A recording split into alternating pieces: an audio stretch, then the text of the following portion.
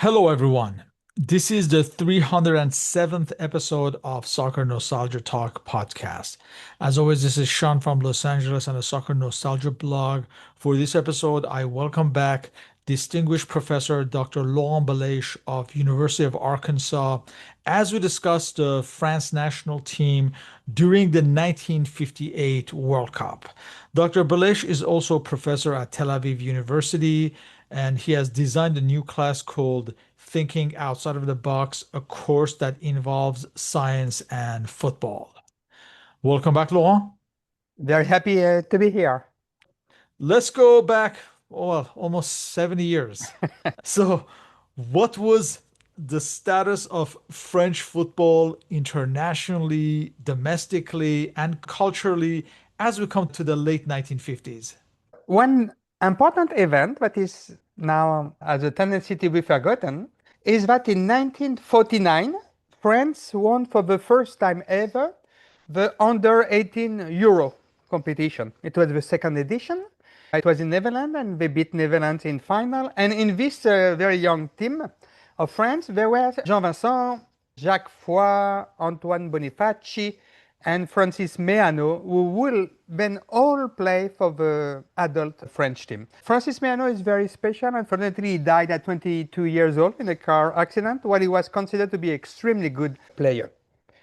If you look at the adult A team for France, in 1954, they basically won all the games for the qualification, 6-1 in Luxembourg, 5-3 against Republic of Ireland, 1-0 in France against Ireland again, and 8-0 in France against Luxembourg. So easy path to go to the World Cup. They did well. For the World Cup 1954, not so well because France lost against Yugoslavia by 1-0. Then they won 3-2 against Mexico. And it was a group of four, but for some strange reason, every team played two games, not three games. So they didn't play against Brazil. And because of that, they were eliminated. So this was the status of the French national team. But in terms of clubs, it was not bad at all. For example, there was the Latin Cup, which is the ancestor of the C1. But only four countries can play. One team per country, and it was France, Italy, Portugal, and Spain. And in 51, Lille played the finals, but they lost 5-0 against Milan. It was the Milan of Grenoli, Gren, Nordal, and Lidl. Then Lille played again the final of the Latin Cup in 52, and they lost 1-0. This was against the Barca of Kubala. But then Reims won for the first time the Latin Cup in 1953. They won 2-1 in semifinals against Valencia and 3-1 against this big Milan team of Grenoli. So it was first important victory of the French team, I will say internationally. And in this Reims team, there was Jonquet, Panverne, March, and Coppa, who will all play in 1958 in the French team. And in terms of Latin Cup, Reims lost 2-0 the final in 54. Then, as we know, in 55-56, this is the first season of C1 that will become the Champions League. And Reims reached the final after eliminating HGF from Denmark, Voros Lobogo from Hungary, and Hibernian from Scotland. And against Real Madrid in final, they were winning 2-0 after 10 minutes. Leblanc and Templin. Templin is very interesting in terms of history because he was a forward. And to see another forward for a French team to score in the final of a European competition, you will have to wait until 2025 with Doué with Paris Saint-Germain. All the other were, like for example, when Marseille beat Milan or PSG beat Vienne in the final of the European competition, it was scored by a defender or midfield for Bordeaux, but never from a forward. So they were winning 2-2, then Real Madrid come back 2-2. They were winning 2-0, Real come back 2-2. Then I think Hidalgo score, this is 3-2 at the 62 minute, but then Real Madrid put two goals before the 90 minutes. And basically, Reims lost the final, and we will have to wait until 1993 to see a French team winning. So, not bad in terms of young people, not bad for the national team, not great, but not bad. And the club, especially Reims, could beat almost everybody. And Reims would also reach the 1959 final and lose again to Real Madrid. By Yes, then, Copa would be on the opposite side. exactly. And Copa, in fact, left after the first final in 1956. Yes. Yeah. And culturally, in France, this is the era of Brigitte Bardot, Alain Delon, Yeah, Belmondo. Yeah. that's true. I think soccer football was always well liked. In France, you could see it during the French Cup finals. Not as strong as now, and the players were not paid too much money to play, but it has always been very popular along with rugby. France had participated in the 1930s World Cups, all three of them, in fact, and hosted the 1938 one, and also the 1954 World Cup without impressing much. Was much of the same expected this time? So if you look at 1930, in my mind, it was very clear that the South American teams were much better, and even the North American team, because in 1924, 1928 Olympic Games, it's Uruguay who has won, and the final of 1928 Olympic Games is Uruguay, Argentina. This will be the same final for the 1930 World Cup. It shows that South American and North American countries were much better. So for France, what did they do? They started to win against Mexico for one. In terms of history, this is also very interesting because there are two games happening at the same time: France, Mexico, and Belgium, USA. And this is the first two games ever in any World Cup. And Lucien Laurent scored for France at the 19th minute for France, Mexico. 4 minutes before the American guy, who scored the 23rd minute, McGee from US against Belgium. So for 4 minutes, now we know that the first goal scorer in the World Cup is the French guy, Lucien Laurent. But after that, they lost against Argentina and Chile 1-0. So it was a good first experience, but I don't think anybody was expecting France to go too far away, especially because the South American teams were very, very strong. For 1954, we did not know exactly what to expect. So it was not so great, but not so bad. And an important thing is that basically there were some players who will be in 1958 teams. For example, Remeter as a goalkeeper, Calbel, March, and Marcel in defense. Vincent Coppa played there, and Ponvert in midfield. So a good experience, I will say. It's a good to gain basically some experience. Now what to expect for 1958? The French national team is not bad, and the qualification, we're probably going to discuss them, were pretty good. There are some good French clubs, Reims especially. There's some great players, Coppa, Pantoni, Vincent, Jonquet, very good strikers. Fontaine, which was the top striker of the French league in 58. Bliard, top striker French league in 55. And someone that I like very much is Tadeusz Sizowski, which is the top striker of French league in 56. But the Bliard and Sizowski got injured just before the World Cup. So we don't know what to expect. And Copa has not played for the French team for 2 years before the 1958 World Cup. Are the South American teams very strong? Again, what about the European teams? So it's to wait. I don't think that people were expecting too much. There was even controversy. Some people do not want Copa to play because he has not played for France for 2 years. So it was more like let us wait and see in my mind. France's main star was Raymond Kopa, playing at Real Madrid, nicknamed the Napoleon of football. What can you say about his status at this point? So first, his true name is Kopaszczuk because he's from Polish origin. He's born in a north part of France, which is Neulémin, which basically, as the name said, they had mines there. And in fact, Raymond Kopa by himself went to the mines when he was very young and he lost a finger.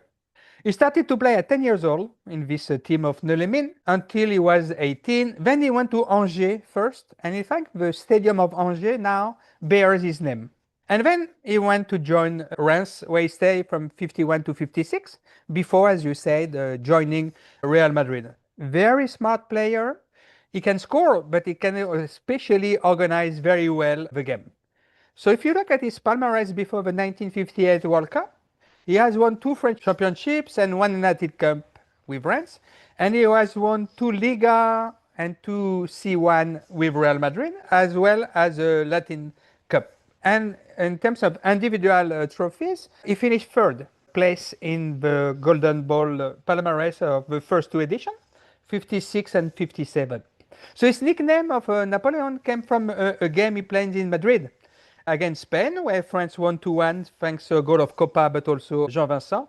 And the Spanish sport newspaper, Marca, basically named him the little Napoleon. He joined, his first season in Real Madrid, 56-57. He won the Liga and the European Cup against Fiorentina, which makes him the first French player to win a European competition. What is also interesting is that his best position in my mind is like number 10 behind, but in Real Madrid, there was Di Stefano and other players, so they put him on the right side of the forward line, but he managed. He's a great, great player, but as we said, he has not played for France between February 1956 and his first game after that will be the first game of the World Cup in 1958 because for the qualification, the coach decided to only make players who plays in France play for the national team.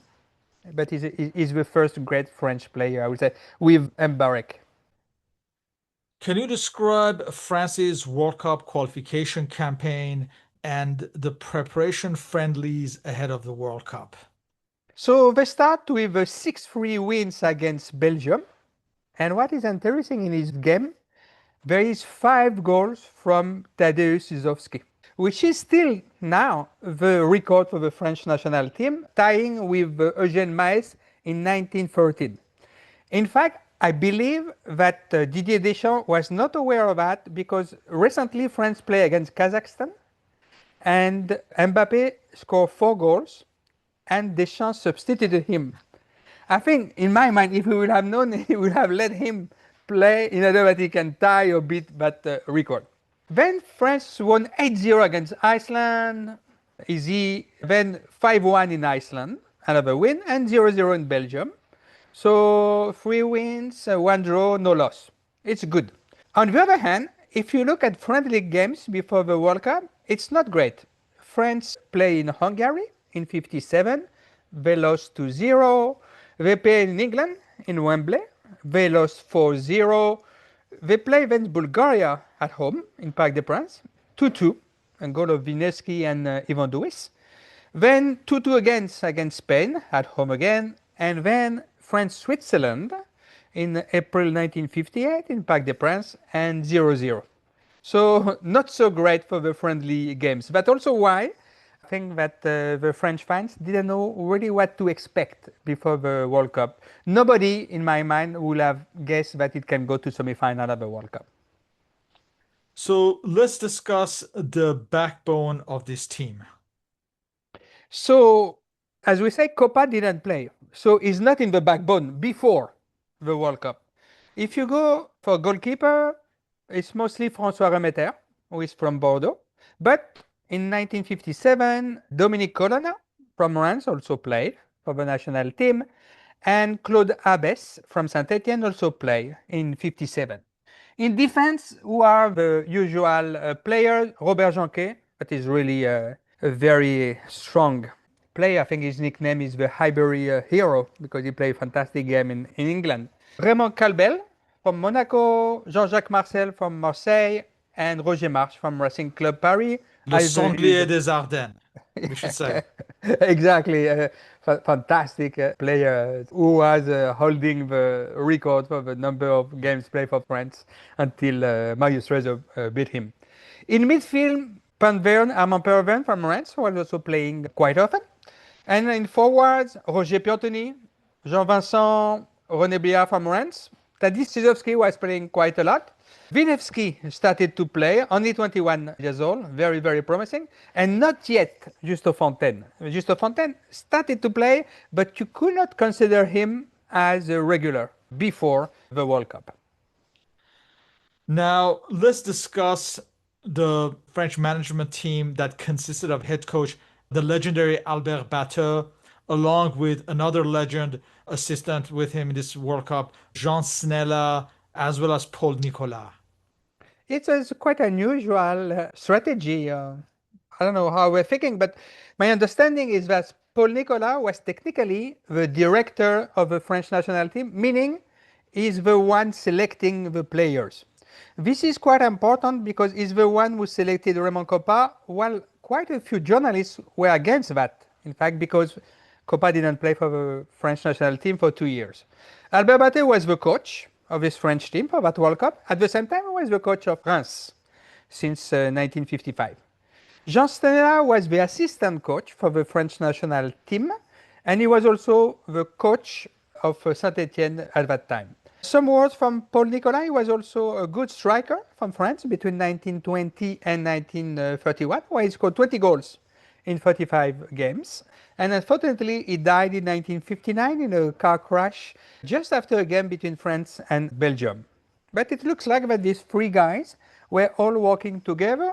I like this idea of putting two coaches who are very successful in clubs like Bateau and Snella together, and then they can talk and think what is the best They did strategy the to do. same thing after the 1966 World Cup. I don't know if you remember. They combined Jean Snella with José Arribas of That, Nantes. Yeah. that's true, but it was not as successful. Yeah, it was for a few games. Yeah. Yeah. So let's discuss the final 22 players selected for this World Cup. For goalkeepers, at number one, we have Claude Abbes of Saint-Étienne. At number two, Dominique Colonna of Reims. Number three, François Remeter of Bordeaux. Defenders at number 10, Robert Jonquet of Reims. Number 4, Raymond Kelbel of Monaco. Number 11, Maurice Lafont of Nîmes. Number 5, André Laurent of Olympique Lyonnais. Number 6, Roger March of Racing Club de Paris. Number 7, Robert Mouinet of Olympique Lyonnais. So midfielders at number 16, we have Yvon Douis of Lille. Number 14, Raymond Bello of Monaco. Number 8, Bernard Chiarelli of Valenciennes. Number 9, Casimir Henato of Angers. Number 12, Jean-Jacques Marcel of Olympique de Marseille. Number 19, Célestin Oliver of Sedan. And number 13, Armand Penverne of Reims. For strikers, number 15, Stéphane Bruy of Angers. Number 17, Just Fontaine of Reims. Number 18, Raymond Coppa of Real Madrid in Spain. Number 20, Roger Piantoni of Reims. Number 21, Jean Vincent of Reims. And number 22, Marian Wisniewski of Lens.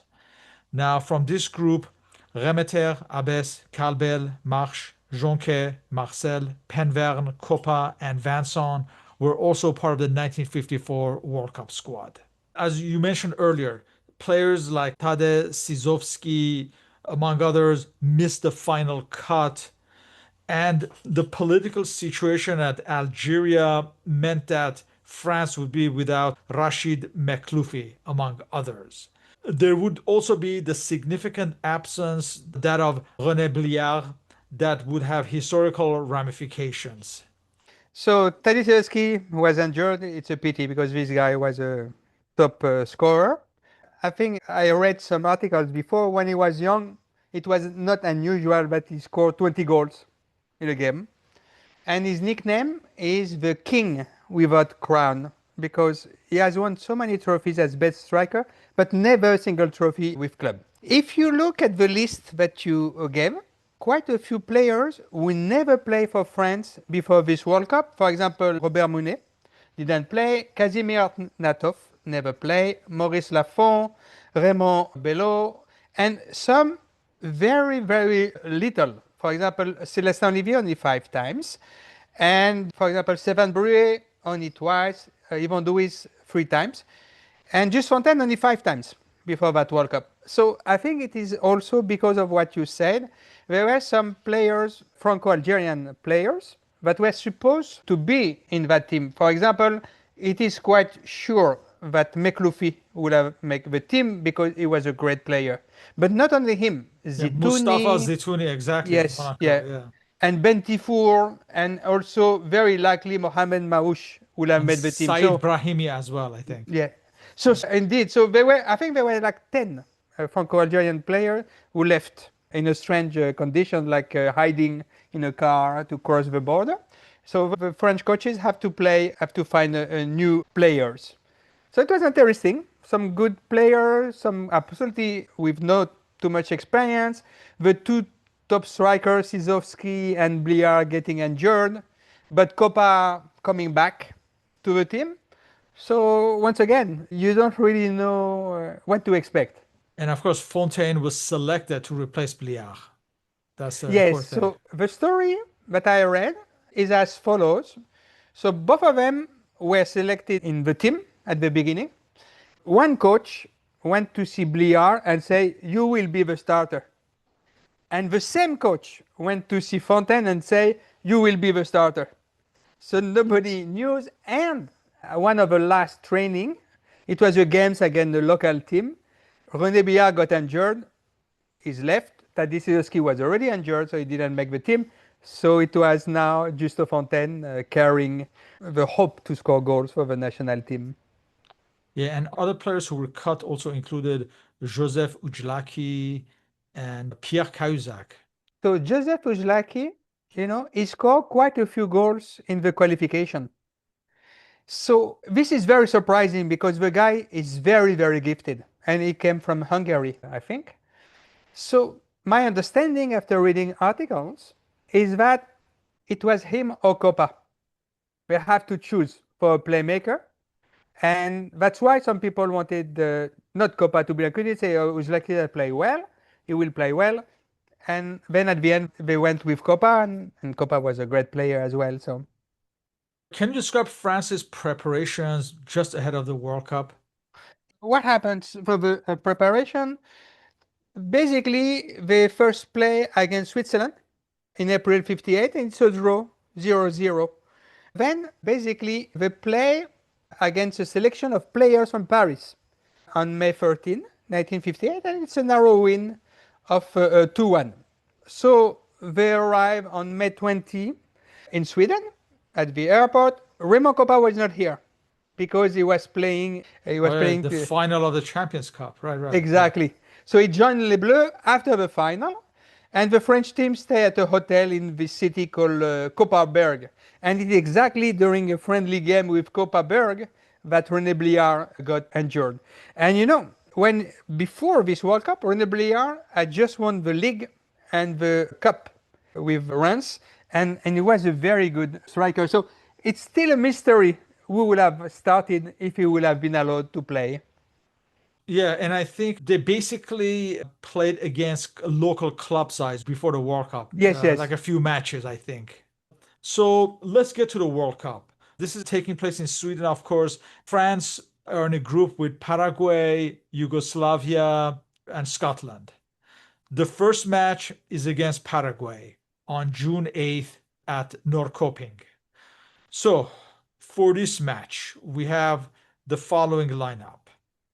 Remeter in goal, Calbel, Laurent, Penverne, Jonque, captain of the team, Marcel, Wisniewski, Coppa, Fontaine, Piantoni, and Vincent. And remember, there's no substitutions in this era. So this would be the match that would change the destiny of Just Fontaine. He would score a hat trick, and it's all uphill from there for him. But this match, actually, Paraguay takes the lead through Florencio Amarilla from a free kick in the 21st minute. But then you have Just Fontaine scoring a couple of quick goals in 25th and 30th minute. The first one, Piantoni sent him through. The second one is Coppa who sends him through to score. But just before halftime, Calbel, he fouled Florencio Amarilla in the box, and Amarilla himself from the penalty kick scored his second goal of the match. So as we come to the halftime, it's a 2-2 match. And in fact, Paraguay takes the lead, surprisingly, in the 50th minute when Jorge Romero gives Paraguay the lead. But it only lasts a minute. And in the 51st minute, Piantoni, he received the ball at the edge of the box and he lobbed over the Paraguayan goalkeeper. So it's 3-3. France takes the lead in the 62nd minute through Wisniewski. And in the 68th minute, Fontaine scores his hat trick as Piantoni advanced and passed to the left for Fontaine to score. And 2 minutes later, Raymond Coppa scored France's sixth goal. When this time Fontaine's cross from the right was knocked in by Raymond Coppa with his knee. So France are ahead, and near the end, in the 84th minute, Coppa would pass to Jean Vincent on the left, who scored France's seventh goal. So a convincing 7-3 win, and Just Fontaine established his place in the squad from this match. And of course, he will become a legend in this World Cup and of French football. Yes, yes. As you say, when you look at the score 7-3, you think it's easy. It's not easy because at 52 minutes, it's a 3-3. And when you look at all the score, they are great players. Three goals of Fontaine and Piantoni, Wisniewski, Coppa, and Vincent. They are great, great players. But the next match is against Yugoslavia that has given France many problems through the decades. This is on June 11th at Vasteras, and some familiar names in this Yugoslavia squad. Some who would become very famous managers, such as Branko Zebec, Vujadin Boskov, Todor Veselinovic, Milos Milutinovic, brother of Bora Milutinovic, and of course Dragoslav Sekularac. So a very talented side. Let's go through the France's lineup. We have Remeter, Calbel, Roger March, captain of the team, Penverne, Jonquet, Laurent, Wisniewski, Coppa, Fontaine, Piantoni, and Vincent. France would take the lead in this match when Just Fontaine gave him the lead in the fourth minute. But Yugoslavia would score in the 16th minute through Alexander Petakovic. And in the second half, they would take the lead. Todor Veselinovic would score in the 63rd minute. But in the 85th minute, Just Fontaine scored his second goal and his personal fifth in this World Cup. And the match seemed to be headed for a draw until 2 minutes later, Todor Veselinovic scored his second goal, Yugoslavia's third, and Yugoslavia defeated France. The French goalkeeper, François Remeter, had a poor display in this match, and this would cost him his place as France's number one. At the time, was this a justified decision, you think? So this game against Yugoslavia, respect to the team who play first game against Paraguay, it's only one change. It's Roger March that takes the place of Marcel because Marcel was sick or slightly injured. But you see, it will be only the only game of Roger March at this World Cup. But it's so important that they gave him the captain. For the first game, the captain was Robert Jonquet. Talking about this choice for François Remeter, I think somehow because he has conceded 6 goals in 2 games. So Claude Abbes was chosen, and Claude Abbes is a good goalkeeper. And, France was playing Scotland, and they had to win to qualify. Otherwise, it would be tough. So it was a tough choice because François Metter was the number one before the World Cup. But it paid off at the end. And this last match in the group is on June 15th at Orebro against Scotland. For this match, we have Claude Abbes in goal. The rest of the team, Calbel, Laurent, Penverne, Jonquet, captain of the team, Marcel, Wisniewski, Coppa, Fontaine, Piantoni, and Vincent. So France will take the lead in the 22nd minute when Raymond Coppa knocked in Fontaine's cross from the right side. Fontaine himself would score the second goal in the 45th minute. So that's 3 matches, 6 goals for Fontaine. Scotland would pull a goal back through Samuel Baird in the 65th minute, but they would also miss a penalty kick through John Huey. France would win 2-1, and they would advance to the quarterfinals. Absolutely, yeah. It's important that you mentioned that they missed a penalty because at 2-2, it's not sure that they will have qualified. This match against Scotland was considered Coppa's best match.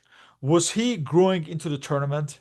I think so, but he probably needed time to reconnect with his partners. Having not played for France for 2 years, he was also discovering new players that he never played with. So he was growing. There is an anecdote that Juste Fontaine said about Raymond Coppa. In fact, they were roommates during this World Cup, but Juste Fontaine said that they were completely opposite, the two of them. In the sense that Coppa stay up very late, and Juste Fontaine say, it's probably because he was living in Spain and there people eat late, sleep late. And but Juste Fontaine said, no, me, I like to sleep early and to wake up early. So sometimes we didn't see each other too much, but there was a huge respect between these two guys. Yeah, so France qualifies to the quarterfinals, and their quarterfinal opponents are Northern Ireland, featuring a certain Billy Bingham, who would manage them in the 1982 World Cup against France. Mm. So for this quarterfinal match on June 19th, it takes place at Norrköping, and we have the following lineup for France. Abbes, Calbel, Laurent, Penverne, Jonquet, captain of the team, Marcel, Wisniewski, Coppa, Fontaine, Piantoni, and Vincent. So this would be a comfortable win for France, although they would have to wait until a minute before halftime to score the opener through Marian Wisniewski. But in the second half, in a 12-minute spell, France scored 3 goals. Fontaine scored in the 56th and the 64th minute, and Roger Piantoni in the 68th minute. And France were through to the semifinals. Like they have found the team because it's exactly the same team against Scotland.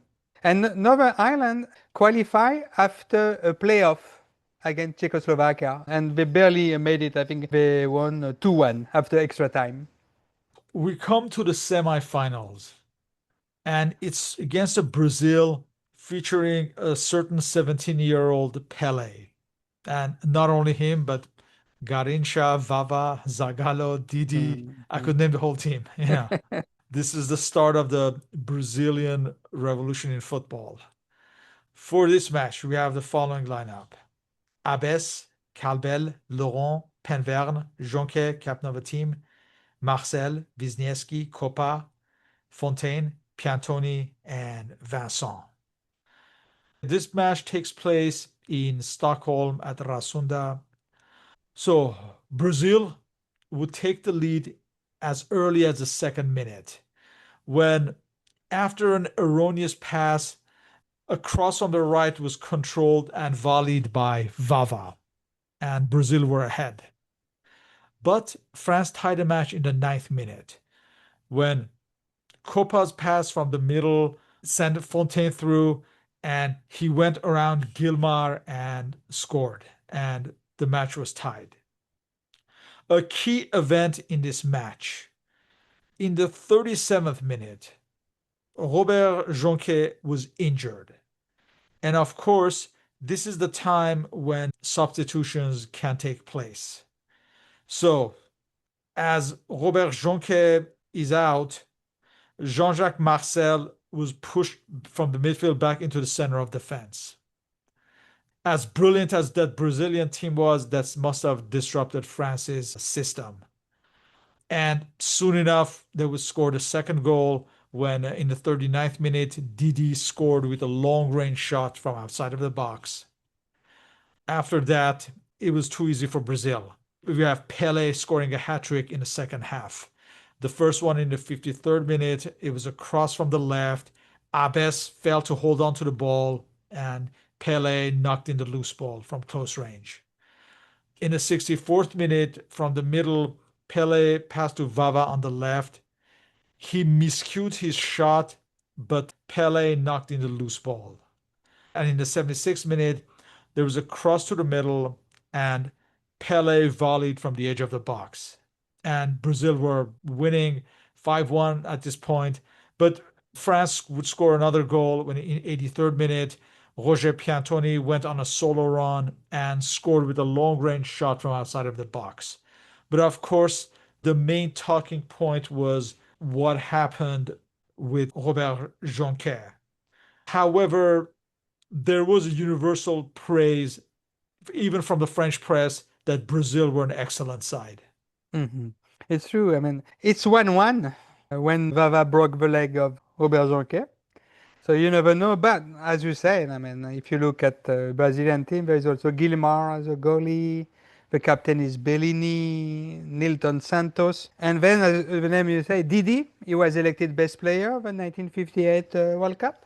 Vava, I think, is the first player to have scored in two final of World Cups.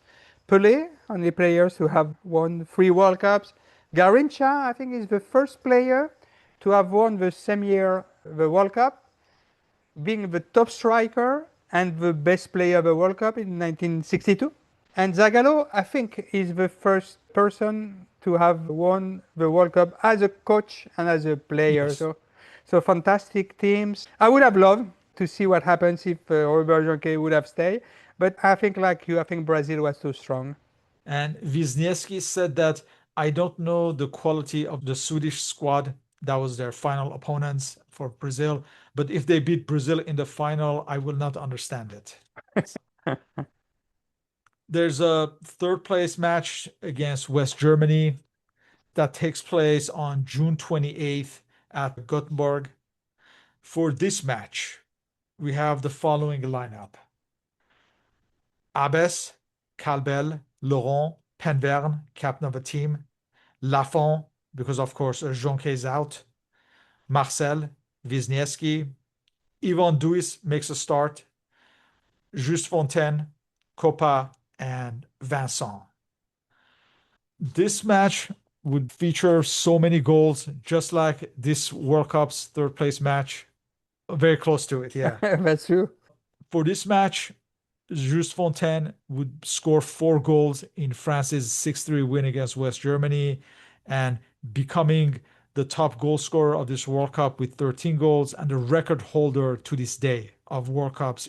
Lafont and Duis had come in, like we said, to replace the injured Jonquet and Piantoni. The scoring starts in the 15th minute.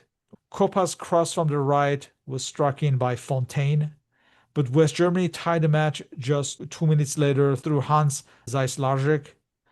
France would take the lead in the 27th minute. Erhardt fouled Wisniewski in the box, and Raymond Kopa scored from a penalty kick. Fontaine would score his second goal and France's third in the 36th minute when Kopa's corner kick from the left was punched out by the West German goalkeeper Kwiatkowski. Laurent shot from outside of the box. Fontaine stopped the ball, turned, and scored. France would score the fourth goal early in the second half in the 50th minute when Copa passed to the left and Yvon Duis scored from the edge of the box. But West Germany would pull a goal back in the 52nd minute through Helmut Rahn. So we would have to wait another 25 minutes for France to score its fifth goal. And this time in the 77th minute, Fontaine went on a solo run, advanced, and scored. And West Germany would pull one more goal back in the 53rd minute when a free kick from the middle was headed in and then shot by Hans Schäfer. But we come to the 89th minute. From the French half on the left, I believe it's Marian Wisniewski. He sent Fontaine through to score France's sixth and his personal fourth. And France and Fontaine finish off a memorable World Cup. Of course, it's easy to dismiss this match as a dead rubber, but Just Fontaine, like I said, he became the record holder. And just how significant was this at the time, as it appears unlikely that this record could be broken anytime soon. Mm-hmm. So for this game, there are a couple of interesting things that you already alluded to. I mean, Duis play instead of Piantoni because Piantoni got appendicitis just before the game, so they have to replace him. It's also interesting that Helmut Rahn scored in that game, and Helmut Rahn is very important because he's the one who scored 2 goals in 1954 World Cups against Hungary. What is also interesting is when Copa took the penalty, Juste Fontaine had 10 goals. And the record so far was 11 goals by Coxis from Hungary. So you will have thought that, okay, Fontaine is going to tie, but this is not what happened. So Copa decided to take it and not Fontaine, who could have tied. And what you also say about Marian Wyszynski is very important because the 13 goal and the 12 goal, even when Fontaine really dribbled along the way, but the pass he received was also from Marian Wyszynski. So the last two goals, meaning that he broke the record of Cox's, was thanks to Marian Wyszynski, who was very young at that time. And after the game, there is a very famous picture where everybody, the French Oh player, yeah, they're are hoisting him Fontaine up. Yeah, very famous picture. Yeah. exactly with Jean Vincent. Now, can it be beaten? It's interesting. I would have said no before this World Cup because Mbappe, for example, scored 10 goals and he missed a penalty. He could have scored 11 because there are more games. And now I know there are talks of having even more teams, which means more games. So this can be beaten that way. But if we will have stayed with the number of games that it was like in 1958, I think it's impossible that Yeah. it could have been beaten. Six games, 13 goals. Yes. So what I remember is 1978, Netherlands plays against Iran, the first game, and it was 3-0 for Netherlands and three goals of Robbie Rosenbrink. And the French TV host was saying, oh, if Robbie Rosenbrink scores three goals in every game, he's going to beat the record of Juste Fontaine. And at the end, Robbie Rosenbrink only scored five goals in the entire World Cup and was not even the top striker. So I thought that if we would have stayed with a number of games, impossible. But now, you don't know. I mean, if we go with 64 teams, why not? But that will be sad somehow. Now, Just Fontaine's success was completely unexpected, as he was not even supposed to start. Can comparisons be made to Toto Schillaci's impact in 1990 for Italy? I think so. This is a very good comparison because Toto Schillaci was a sub. He came in and then scored quite a few goals and becomes the top striker of this World Cup. Another comparison that we may try is for the first World Cup is Guillermo Stabile from Argentina. He didn't play the first game, but he played the next four games, including the final, and he scored 8 goals in 4 games, which is a ratio of 2 goals per game. He was also the top striker. And Giusto Fontaine was a ratio above 2. I think it's 13 goals in 6 games, so 2.17 something. So very close. What is quite interesting also in terms of comparison is that Fontaine after that didn't play too many games for France because he was very injured. And Stabile never played for Argentina after the 1930 World Cup. So I think a very good comparison with Toto Schillaci indeed, and perhaps also Guillermo Stabile. Fontaine felt that he was fresh because he took a break in December for a meniscus operation. And the fact that he was at Reims also helped him with all his teammates in the national Mhm. team. So that's what he put his success down to. It's true. I mean, if you look at the squad, there were 6 players from Reims and one Raymond Kopa who used to play in Reims, so quite a lot. There was a feeling like someone like Yvon Duis, he did not really seize his opportunity to make the team while Fontaine had. And also, I think he was also a help in the attack that Jean Vincent, I think he had more defensive duties in Yes, attack. Yeah, so that that's really helped true. him as well. Exactly. Normally, he's more like a left winger, I think, and they put him back to help in midfield. It worked well. I mean, when you have Piantoni, Vincent, Copa, Fontaine, Wisniewski, these are 5 incredible people who can score at any time. It's incredible to think this was France's first real success at international level. Mm. We're used to France being considered as one of the favorites for every tournament, but up to this point, this was like really the only reference point of Mhm. France doing well in international football. Absolutely. Raymond Kopa, he would win the Ballon d'Or at the end of that year. I imagine it was well deserved with no controversy. I think so, because you remember at that time only Europeans were eligible. So no Pelé, no Garincha, no Didi. And Copa did well with France, but also won the European Cup. And I think there was an unwritten rule telling that the previous winner, in that case Di Stefano, cannot win again the next year. Of course, now it's not true anymore. But Raymond Kopa said once that when he won this Golden Ball 1958, Di Stefano was very jealous of him. So Di Stefano will win the year after again, 59, but he was saying that Di Stefano was not so happy, but it was Yeah. not him, the winner. Yeah. Well, But he was not happy with Didi either, and he froze him out. I don't know. Yeah. Why do you think this 1958 generation, it did not last longer? They really did not build up on this success. Yeah, this is a very, very good question. In fact, they were kind of unlucky. Justo Fontaine got injured, a leg injury, and he had to retire in 1962. For example, he didn't play for France for a year between November 58 and October 59, and only four times in 59, two times in 60. He didn't play the 1960 Euro at home. Raymond Coppa also did not play the 1960 Euro because problem with ankles. Roger Piantoni didn't play. He was also injured. Raymond Calbel did not play the 60 Euro. François Remeter did not play. So quite a few good players. What also happened is Robert Jonquet stopped to play for the French team in 1960. Raymond Coppa had a clash with the Oh, French yeah, yeah. coach Georges Verest, So and he also had a clash with the federation, I believe, for contracts, right? I think. yes, yes, yes. So after when was his last game in Roman Copa? I think it was in '62, but he played at Reims until '67. So the best player is not playing anymore.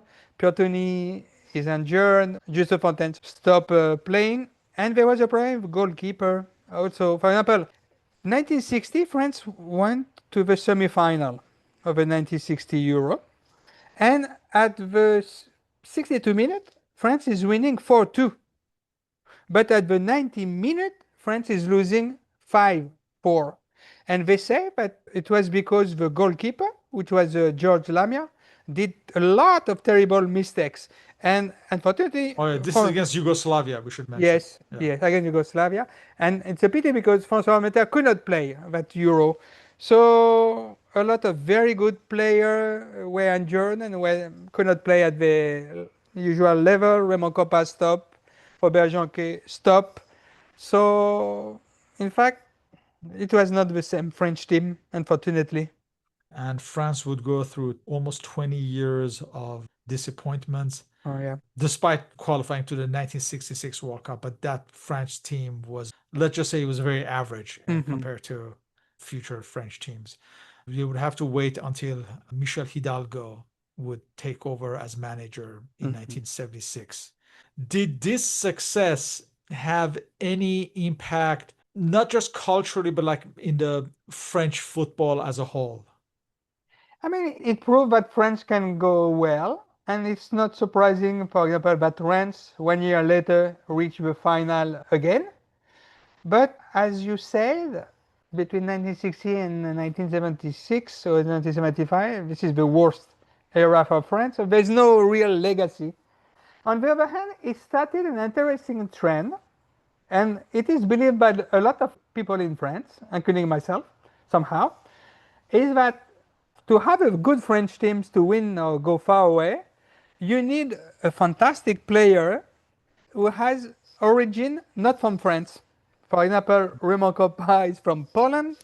Then you had Platini, who is from Italy. Then you have Zidane from Algeria.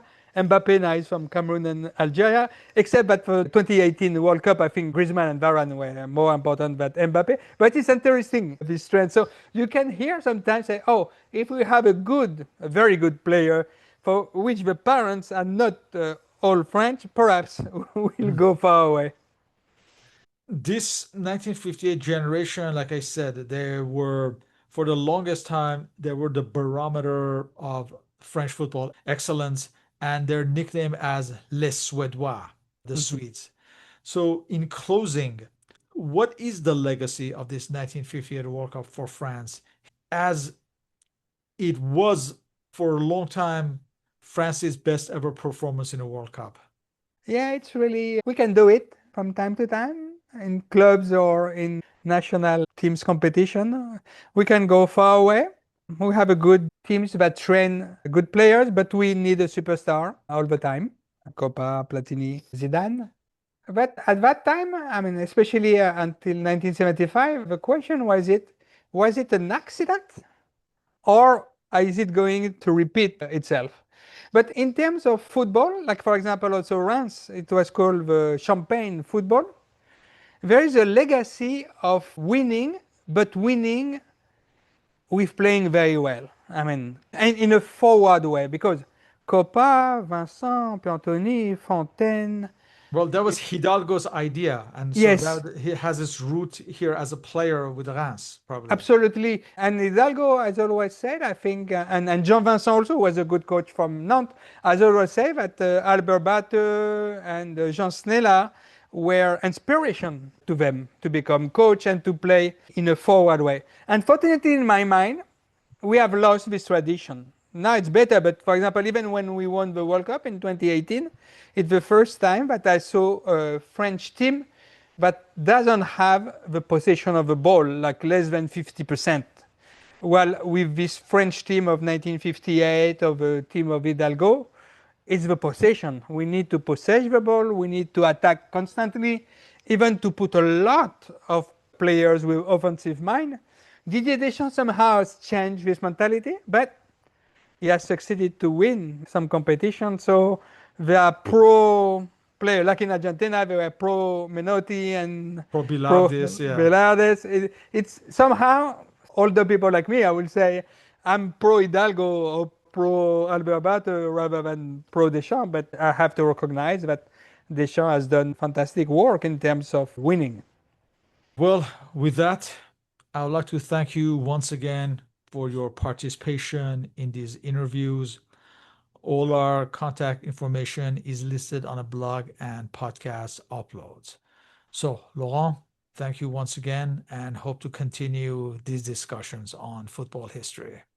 With great pleasure. And once again, thank you very much for what you do for soccer history. Thank you.